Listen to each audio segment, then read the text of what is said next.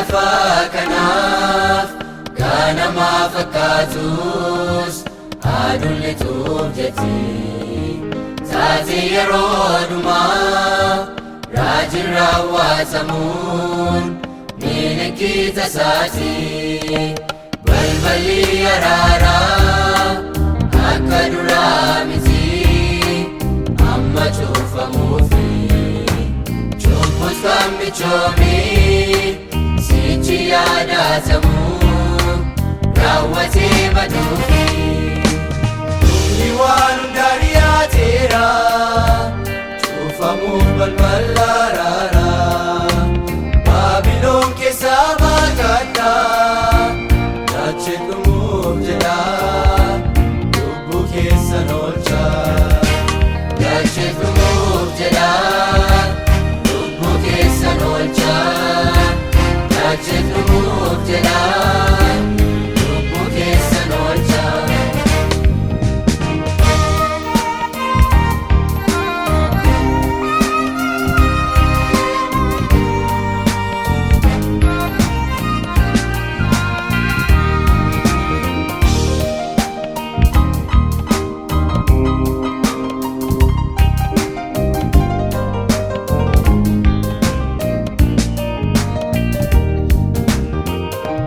Taate yeroo dhumaa afaan raajotaatiin inni dubbatame Yesus bartoota isaas gaara eeggasaarraas dursee kan itti hime lolaaf oduu lolaa beelliif dhaa'ichoonni utuu mul'atanii dhukkubni daddarboon dubbaduu machaasus dachee qabatanii dhumni waan hundaa dhiyaateera cufamuuf balbala araaraa Baabiloon keessaa baqadhaa dachee dhumuuf jedha lubbuu keessan oolchaa dachee dhumuuf jedha lubbuu keessan oolchaa dachee dhumuuf jedha lubbuu keessan oolchaa.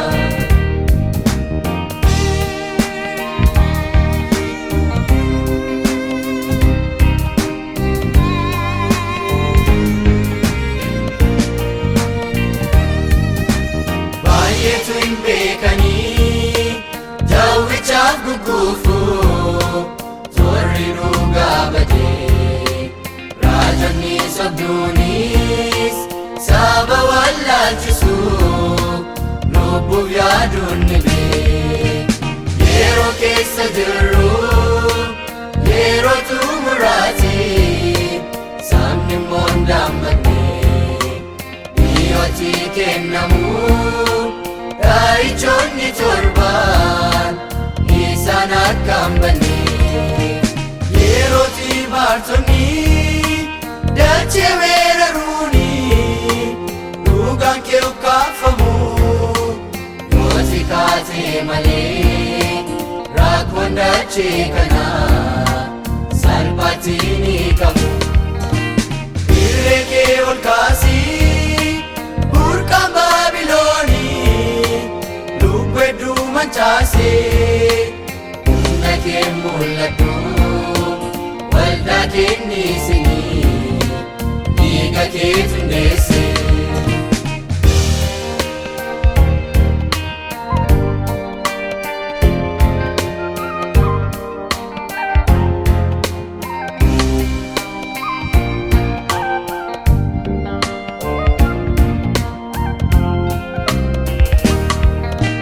Biyya lafaa kanaaf ganamaa fakkaatus adullituuf jetti taate yeroo dhumaa raajin raawwatamuun milikkita isaati balballi araaraa akka duraa miti amma cufamuufi cubbus kan michoomii sichi yaadatamu raawwatee baduufi. Ashee boosisira sichitutu Babiloni Ichomada chitipsini Kille sigoli la fatfa Erodios kadifamo